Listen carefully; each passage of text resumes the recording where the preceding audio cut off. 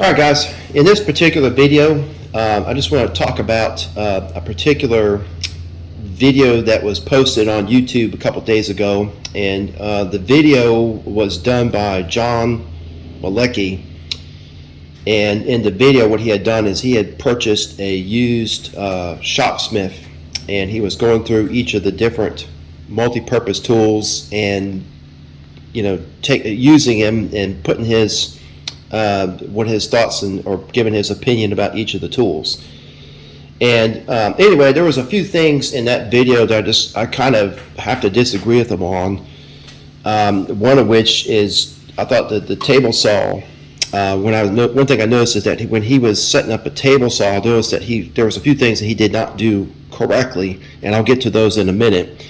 But I've purchased this machine here back in 2015. And ever since then, I actually enjoy using the Shopsmith. I've never had any issues where I felt that the tool was very unsafe, or or maybe regret making that purchase. I've actually used it for all different types of functions. In fact, the workbench. I'm going to tilt the camera here, just rotate the camera. The workbench that you see behind the Shopsmith that's got all the clutter on it because I'm in the middle of a project, I actually built that on this particular machine here. And two, let me rotate the camera up here. This workbench over here in the corner of my workshop, I also built that too on the Shopsmith.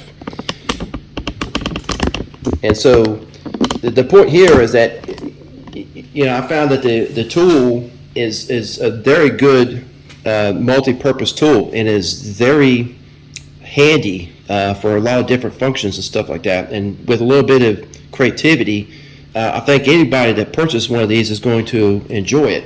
There's a lot of things on the Shopsmith that makes it really stand apart from other woodworking tools, or a lot of the standalone tools. One of which is the fact that it does conserve space. I'm going to post a picture here in a minute. This picture here was of my workshop at my previous location, and basically what it was, I had a 2-car garage, and off to the side of the garage I had a small nook, and I think maybe 8 feet deep. It was probably about 6 or 7 feet wide, and that was pretty much all the space I had. And in that space, I only had enough room to put my 2 workbenches, the workbenches you see right here, and then the one that I just showed you over in that corner. And then in between those, I put my Shopsmith in between those, and so it worked out perfectly. And so that aspect of it, I think that the Shopsmith has a real advantage over a lot of these other standalone woodworking tools. One thing that I will say that when watching this video, I do have to kind of agree with, and this is just my personal opinion, when he was talking about the joiner, he spent some time on the joiner setting it up. I owned one of those, and I personally was not too crazy about it. I do think that if you were to buy one of those new, I think he priced it at $627, I think. And for that, I do have to agree with him on that aspect, that for the amount of money that you spend on that little 4-inch joiner, you can get a nice standalone benchtop joiner, 6 inches, that will do just fine. And then the other thing too is I agree with him on the fence. I was never too fond of the fence on that particular joiner, just because when you ran your workpiece, as you got towards the end of it, that fence, the only place of security was at the front, and so it did have a lot of flexion and stuff like that, and I did find it kind of aggravating to try and set it up and get it square.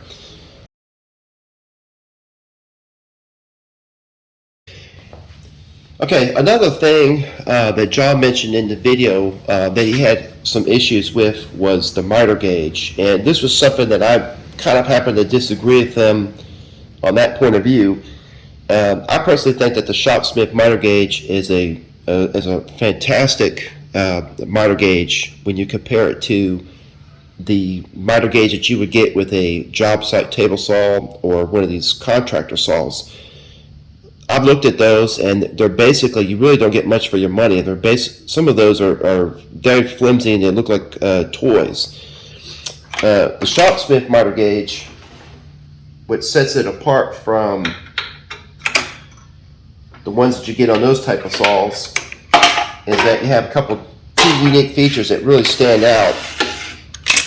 One of which is this feature here, is that you have this clamp here on the front, and then you have this trigger, and as you squeeze that, it puts downward pressure on the stock as you're doing your cross cut and helps stabilize it.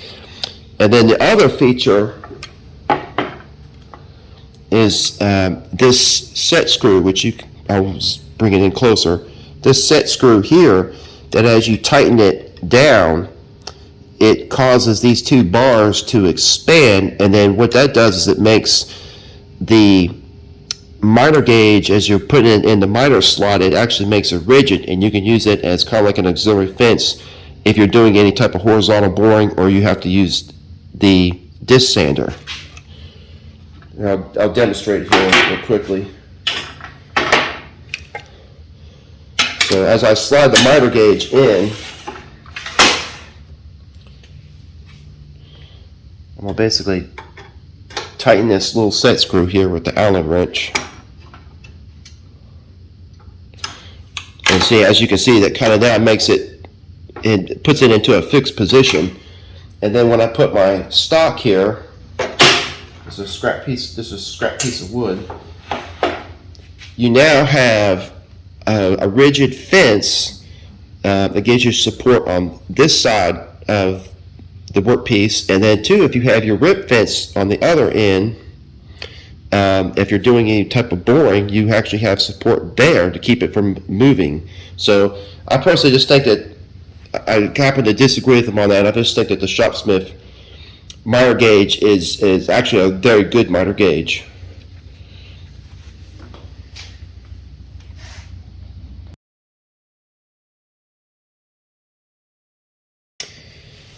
Okay, getting back to the table saw, there was a few things in the video that John had put out that I noticed that he was doing incorrectly, and I'm going to kind of go through those here in a minute.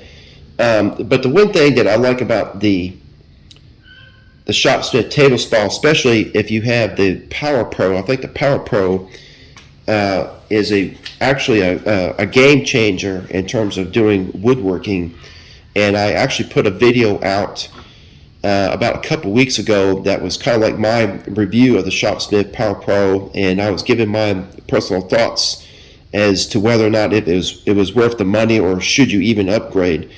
And I think the Shopsmith Power Pro just has a lot of unique features and very neat features that makes it not only a pleasure to use, but also gives you an advantage over some of these standalone woodworking tools.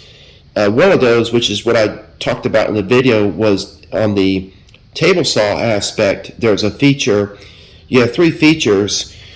One, you have a setup for general sawing, you have one for heavy ripping, and then you have another one for trim cuts. And that feature for the trim cuts, what it does is it just increases the RPM a little bit, and the machine is always sensing torque or sensing, is constantly sensing as the RPMs and the torque as you're pushing your workpiece through. But with that particular feature, especially if you have a good saw blade, like one of these finished blades from Forrest, the finish cut on their workpiece is just super smooth, no burning on it, and that's the thing that I think that makes the Shopsmith Power Pro more advantageous over some of these other standalone woodworking tools and some of these small contractor saws. So anyway, I'm going to go ahead and I'm going to break this down, and I'm going to show you how to set up the table saw correctly. Okay guys, right now I'm going to go ahead and set the table saw aspect And I've got the saw guard, the lower saw guard, and the blade with the, I'm at a loss of words here, the arbor off to the side here. Okay, so what I'm going to do is I'm going to bring the camera in, and I'm just going to kind of see if I can zoom in for you, just let you see this. Okay, on the Shopsmith, you have, this is the main spindle here, or the quill, I should say. And the one thing you have to notice is that you have this spacer here, and then you have a tapered flat. And so when you're installing the blade guard and the saw blade, the correct way to do it is, the easiest way to do it is, let me try and get this out, is you want to basically, what Doug Reed and I think Scott over My Growth Rings, what they do is they actually put the blade with the arbor inside the saw guard, and then they'll put the saw guard on first.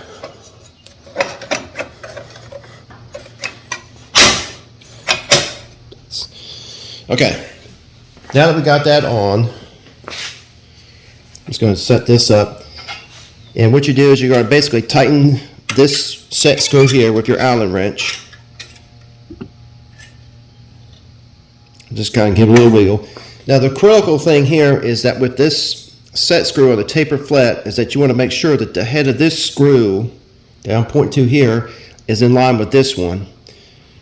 Because that's where the taper flat is at. And then you basically just take your Allen wrench, tighten it down, and I just kind of wiggle it a little bit, and there you go. And then I'm going to basically slide the headstock over, and then I'm going to lock it down.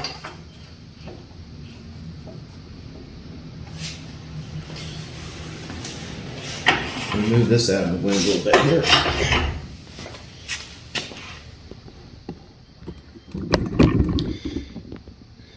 Okay, so you basically, once you set up the saw guard and the blade, you basically slid the headstock over, and then below here there is a spacer that sets the gap between the headstock and the main carriage. And so now what you do is you'll loosen this handle here,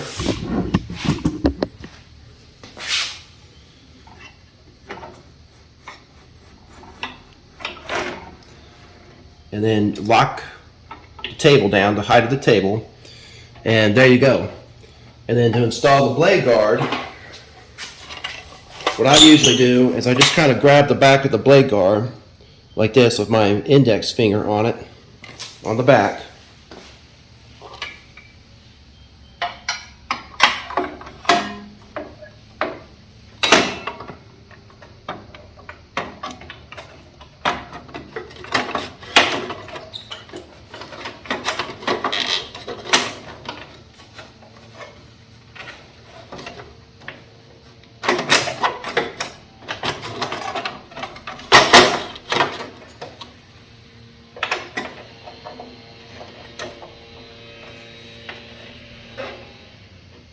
And there you go. That's the correct way to set up the table saw on the Shopsmith. And like I said, I've personally, I don't know, I just never had any issues where I felt like, this particular function was unsafe. Now the only time that I felt that it was unsafe is when I take the blade guard off and I have to do a cut where it's not necessarily ripping or cross-cutting it all the way through. You're like cutting the dado, or you're cutting a groove in a board, so to speak, where the blade is exposed. That's the only time I've ever felt that that the table or that particular function was unsafe. And in that case, if I have to remove the blade guard, then I usually build a jig or something that I will attach my workpiece to, and that way I can keep my hands free and clear from the exposed blade. So anyway, I just wanted to put this video out there. Just kind of let me know what you think in the comment section. Let me know what you think, if you think the Shopsmith is a dangerous tool, or you enjoy using it. If you could please do me a favor, hit the subscribe button and also hit that like button, and I will catch you in the next video.